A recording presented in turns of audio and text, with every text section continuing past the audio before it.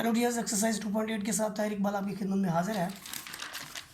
Exercise 2.8 के solution के लिए हम नोट्स का इस्तेमाल करेंगे ताकि हम इसके जो सलूशन है उनको एक ही वीडियो के अंदर आपके सामने पेश कर सकें। यहाँ पर देखिए, हमारे पास जो पहला क्वेश्चन है वो ये है कि ऑपरेशन एडिशन जो परफॉर्म किया गया है। क्वेश्चन नंबर 1 के अंदर देखें कि जो हमारे पास ऑपरेशन है परफॉर्म है जी के अंदर 0 1, उसके बारे में उसने बोला जी इसकी आइडेंटिटी एलिमेंट बताएं। तो आइडेंटिटी एलिमेंट वो होता है जो किसी भी एलिमेंट से ऑपरेट हो, उसके अंदर कोई चेंज ना लाए। तो ऐसा 0 कर रहा है, 0 को देखें 0 में जमा करें 0, 0 को 1 में जमा करें 1। तो इसके अंदर जो एडिटिव आइडेंटिटी है वो तो 0 है। दूसरी बात उन्होंने पूछी है what is the inverse of 1। देखिए इन्वर्स कौन सा होता है, जहाँ पर आप उसको ऑपरेट करें और आपका एडिटिव आइडेंटिटी आ जाए।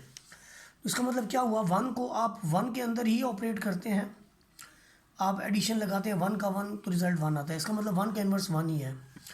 तीसरे नंबर पे हमारे पास जो क्वेश्चन है is G is the set G under the operation is group. बिल्कुल देखें जी, अंडर एडिशन जो है हर एक एलिमेंट का इन्वर्स भी मौजूद है, और दूसरे नंबर पे ये है कि ये क्लोजर एसोसिएटिव आइडेंटिटी और इन्वर्स सारे एलिमेंट जो है सारी जो प्रॉपर्टीज़ हैं इसके अंदर वो रखता है। तो इसलिए हम इसके बारे में कहेंगे कि बिल्कुल ये ग्रुप है। और ग्रुप के लिए 4 प्रॉपर्टीज़ हैं, क्लोजर, एसोसिएटिव, आइडेंटिटी और इन्वर्स। इसके अंदर जो है क्लोजर लॉ भी होल्ड करता है, एसोसिएटिविटी भी होल्ड करती है और आइडेंटिटी एलिमेंट भी होल्ड करता है। इसके बाद देखेंगे हम क्वेश्चन नंबर 2 को। क्वेश्चन नंबर 2 के अंदर देखें जो हमारे पास वैल्यूज़ हैं वो क्या है।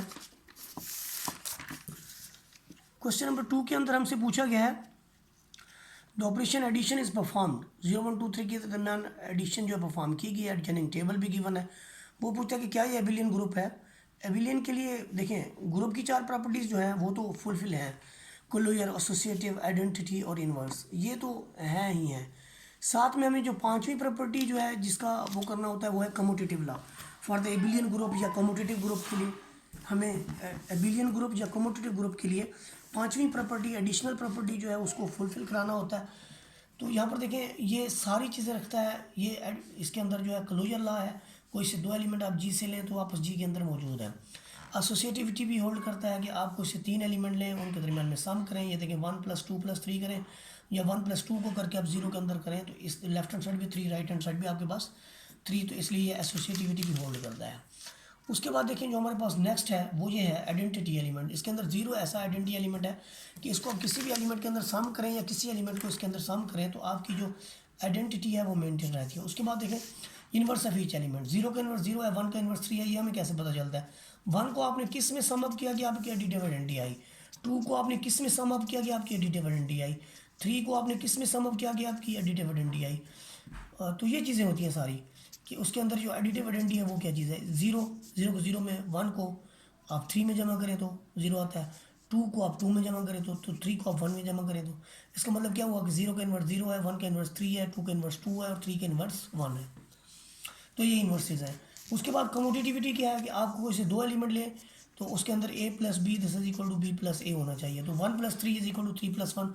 सो द गिवन टेबल इज, आपके पास जो है गिवन टेबल जो है वो आपके पास है कम्यूटेटिव ग्रुप है जिसे हम एबिलियन ग्रुप भी कहते हैं। तो इसके बाद हमारे पास है क्वेश्चन नंबर 3।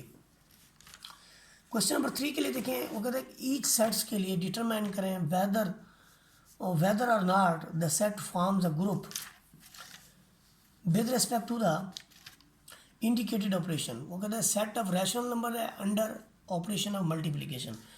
इसको हमने इंडिकेट करना है कि क्या ये ग्रुप फॉर्म करता है या नहीं करता। देखिए सेट ऑफ रैशनल नंबर के अंदर इस तरह के एलिमेंट होते हैं, उसने उसकी कुछ एग्जांपल्स भी लिख दी हैं।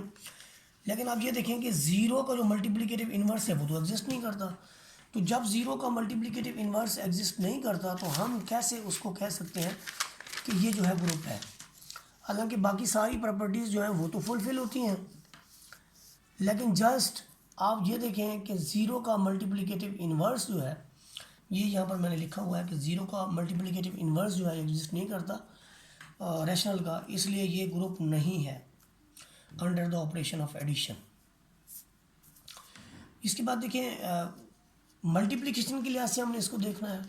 मल्टीप्लिकेशन के लिहाज से ये जो है एडिशन जो है, एडिशन के लिहाज से तो ये ग्रुप है, लेकिन मल्टीप्लिकेशन के लिहाज से चूँकि ज़ीरो का जो मल्टीप्लिकेटिव इन्वर्स है वो एग्जिस्ट नहीं करता, इसलिए हम इसके बारे में कहेंगे कि ये ग्रुप फॉर्म नहीं करता। उसके बाद देखें, उसने कहा set of rational number under the operation of addition, तो एडिशन, उसके बाद multiplication, the positive rational numbers under operation of multiplication, तो पॉजिटिव रैशनल नंबर का अंडर ऑपरेशन मल्टीप्लिकेशन ये रखता है, क्योंकि क्लोजर भी है, एसोसिएटिव भी है, आइडेंटिटी 1 रखता है, आइडेंटिटी इसके अंदर 1 है। और देखिए इन्वर्स प्रॉपर्टी जो है वो आपके पास आ गई। तो उसके बाद जो है सेट ऑफ इंटीजर्स की उसने बात की है कि सेट ऑफ इंटीजर्स जो है अंडर ऑपरेशन ऑफ एडिशन, ये क्या है आपके पास, क्लोजर रखता है, एसोसिएटिव आइडेंटिटी रखता है, इन्वर्स ऑफ ईच एलिमेंट भी इसके अंदर मौजूद है, एडिटिव आइडेंटिटी 0 है, और इन्वर्स प्रॉपर्टी जो है वो हर एलिमेंट ए का माइनस ए भी मौजूद है, तो इसलिए ये ग्रुप फॉर्म करेगा। Set of integers under operation of multiplication नहीं करता, क्योंकि हर एलिमेंट का इन्वर्स मौजूद नहीं है। 2 का मल्टीप्लिकेटिव इन्वर्स होता है 1/2, और 1/2 जो है वो सेट ऑफ इंटीजर्स के अंदर नहीं है, तो इसलिए ये ग्रुप नहीं फॉर्म करेगा। इसके बाद देखिए हमारे पास क्वेश्चन नंबर 4। क्वेश्चन नंबर 4 के अंदर ये बड़ा आसान सा टेबल है। इसके पास 2 एलिमेंट है, इवन को इवन में सम अप करें इवन को ऑड में सम अप करें तो ऑड को इवन में करें तो इवन, ऑड को ऑड में करें तो इवन। तो देखिए अर्जेनिक टेबल के अंदर 0 को जब भी आप ऑपरेट करते हैं, ई को जब ऑपरेट करते हैं ई के साथ तो ई आता है, ई को ऑड के साथ करते हैं तो ऑड, इसका मतलब आइडेंटिटी एलिमेंट जो है वो इवन है। हमने ये शो कराना है कि ये ग्रुप है कि नहीं है। ग्रुप होने या ना होने के लिए हमें 4 प्रॉपर्टीज़ को शो करवाना होता है। वो 4 प्रॉपर्टीज़ कौन सी हैं कि क्लोजर, एसोसिएटिव, आइडेंटिटी, इन्वर्स। तो क्लोजर तो ये है, एसोसिएटिव भी है, ये देखें। उसके बाद इन्वर्स, आइडेंटिटी एलिमेंट 0 है इसके अंदर। इन्वर्स कैसे है, इन्वर्स तब होता है जब उसके अंदर आइडेंटिटी एलिमेंट आए। तो देखें इन्वर्स भी ईच एलिमेंट का मौजूद है, फिर कम्यूटेटिव लॉ भी होल्ड करता है, तो ये एबिलियन ग्रुप है या कम्यूटेटिव ग्रुप है। एबिलियन ग्रुप को याद रखें, कम्यूटेटिव ग्रुप भी कहा जाता है। क्वेश्चन नंबर 4 के अंदर देखें हमारे पास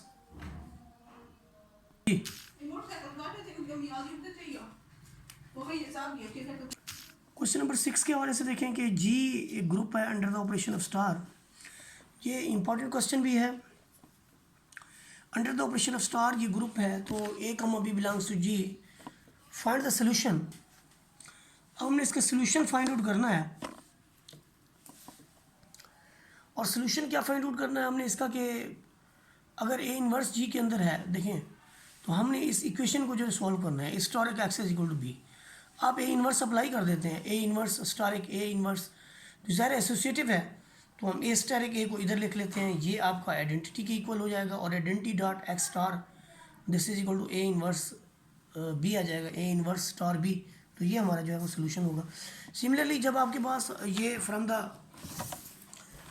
द राइट जो है आपके पास ए होगा, तो हम फ्रॉम द राइट जो है इन्वर्स अप्लाई करेंगे, और इसके अंदर ऑपरेशन को नाम भी देंगे कि हमने ए इन्वर्स जो है एसोसिएटिव लॉ के तहत उसको ए इन्वर्स के साथ किया है, ये आइडेंटिटी के इक्वल है। अब आइडेंटिटी लेफ्ट से ऑपरेट करे या राइट से, उसका रिजल्ट जो है वो आइडेंटिटी के इक्वल होता है। आइडेंटिटी किसी भी वैल्यू के अंदर कोई चेंज नहीं लाती, इसलिए x is equal to b asterisk a inverse.